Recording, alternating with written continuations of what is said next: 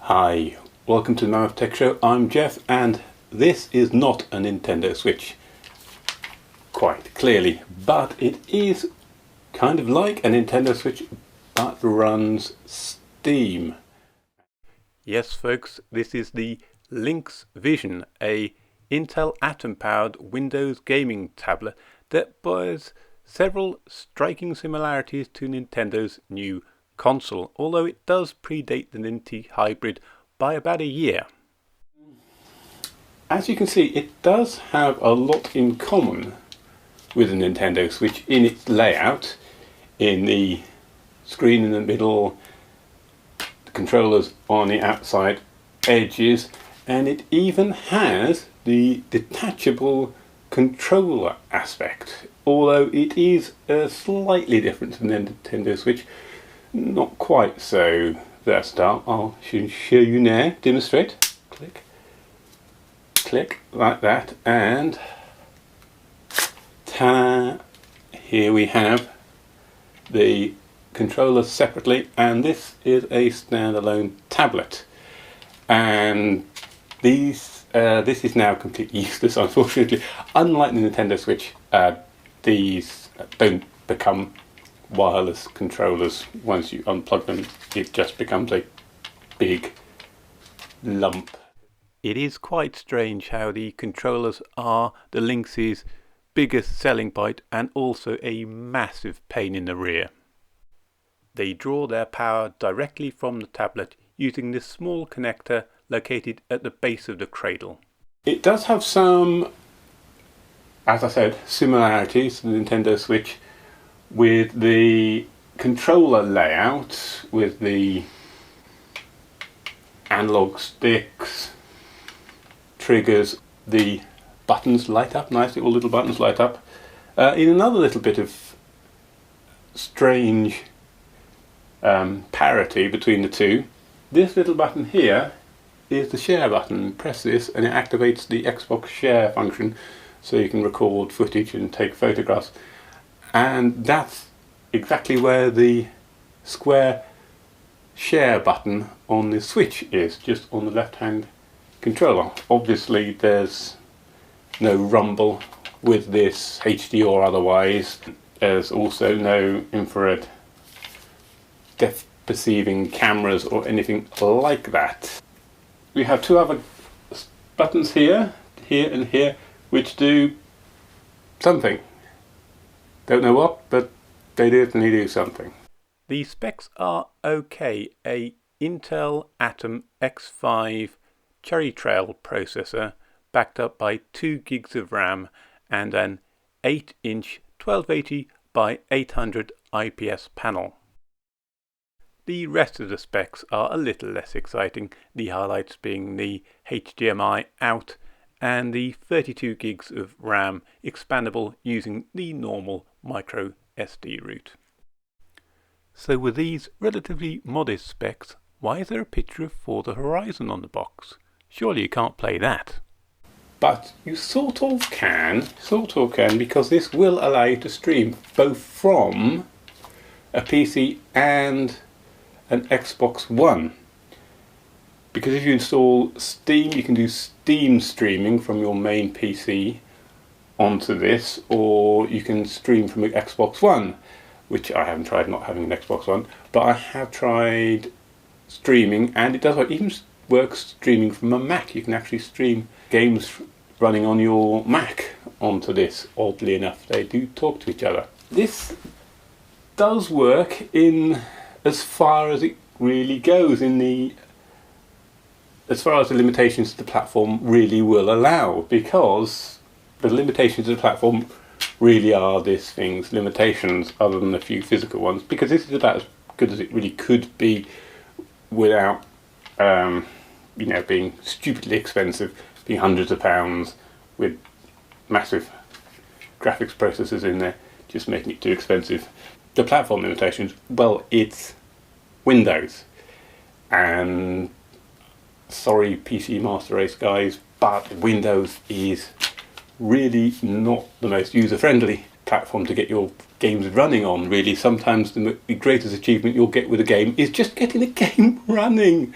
Yes, just getting the blasted game running is probably your greatest achievement a lot of the time.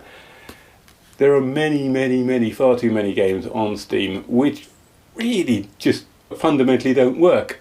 Things like games supporting the Games for Windows Live platform. That platform is now extinct, not supported by Windows anymore. Anything that uses it basically won't run. But they're still available.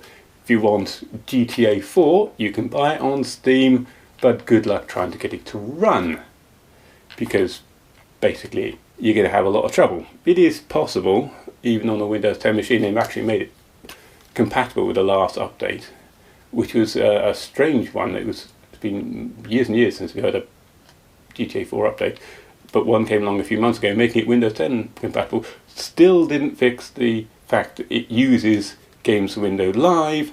Add to that and the myriad of other incompatibility problems you'll find trying to run PC games. Trying to get them to run on this, because it's a strange thing. It's new in that it's got Windows 10, but it's not very powerful. So it falls into an odd middle ground where games that will support Windows 10 are probably too resource hungry to run on this, and older stuff that would run on this hardware don't like Windows 10 so much. So you're a little bit stuck in an odd middle ground. You'll find plenty of stuff to run on it that will run, but it can be a lottery, really. If there's, before shelling out a lot on a game on Steam, do a bit of research to see whether it will actually run, because there's nothing worse than buying a game and just finding it simply won't run on your platform. So how powerful is this system? Well, I fired up good old 3D Mark to find out. Things seem to be running well, until suddenly the test skipped completely, and then up popped the results box giving a big fat 0. Something had clearly gone wrong. I tried using a couple of other tests but got the same result. This was weird, seeing as I'm sure I tried 3D Mark previously on the device and had proper results back. The only difference was this time I was capturing the footage using an external video capture box. And this indeed turned out to be the root of the problem.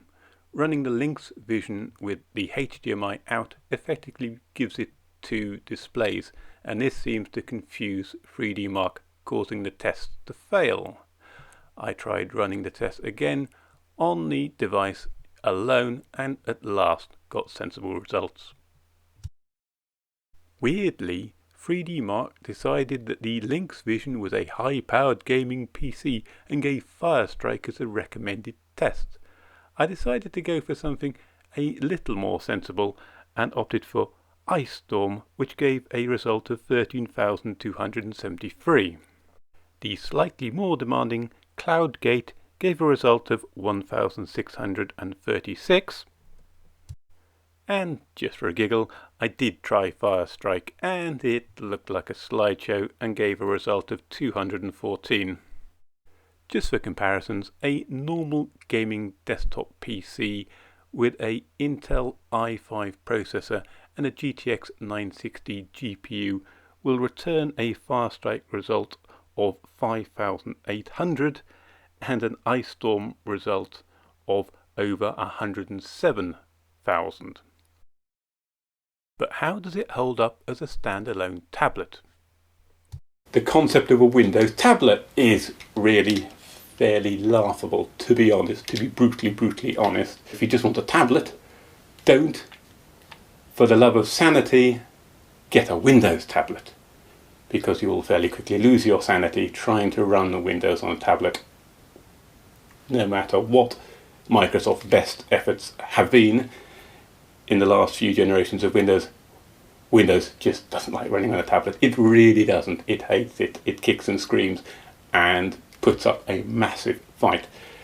after buying this originally, it literally took ages, days, weeks to actually finally get this running smoothly out of the box, trying to download and install all its patches and such like, trying to get all the software installed happy and just stable and running well. It was a total nightmare. But that's really Windows' fault, not really the tablet's fault. Well, not all, but a lot of 90% of the problems with this are the fact that it's running on Windows, and it's just not a user-friendly gaming platform. You can get nice cheap games for it, but sometimes even when you do get a nice cheap game, it won't run. It's actually quite nice to play. It's got good ergonomics, nice to hold. It's textured nicely, and it's nice to grip. And the controllers are decent enough. A little bit rattly.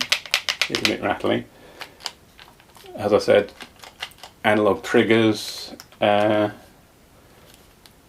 but it really is quite heavy. It is a bulky old thing. Especially, you've got the tablet itself. That's a metal back. That's not textured plastic. That is not plastic texture or anything. That is that's metal. That's quite heavy. This is not the lightest tablet, or indeed the thinnest tablet in the entire world ever. And this isn't exactly light either. That cross beam bit, that's metal too. It isn't all just plastic, that's metal. Makes it sturdy, makes it heavy though. And a heavy controller and a heavy tablet combined together make a heavy portable games console. Does it work? Is it worth it? Really, it's kind of up to you. If you're used to PC gaming, if you're a PC gaming enthusiast and you want that Switch-like portability and the ability to stream from your powerful gaming rig onto a gaming tablet with proper physical controllers, you can just sit and slouch on the sofa or armchair, and if that appeals to you, then this could really be the thing for you. I haven't tried, as I said, Xbox One streaming. That might be just as good. But if you don't do PC gaming, if you're not that great with your PC, if you just really just want your computer just to run and not have to fiddle and faff, this isn't the convenient choice. This is more the enthusiast choice. It does, I mean, it's like a proper consumer durably like construction, but it is definitely really a enthusiast machine. If you know the complexities and frustrations of running games on Windows, if you are prepared to do your homework, work out what will run well, what could stream well, then this could be a good little bit of kit. If you don't really know much about Windows gaming and think, oh look, I could get something that's like a Nintendo Switch for a lot cheaper. Yeah, no, don't. Just save up a little bit more and get a Nintendo Switch, because this will just drive you insane. This has been the Linx Vision. I've been Jeff. This has been the Mammoth Tech Show, and you've been very kind to watch.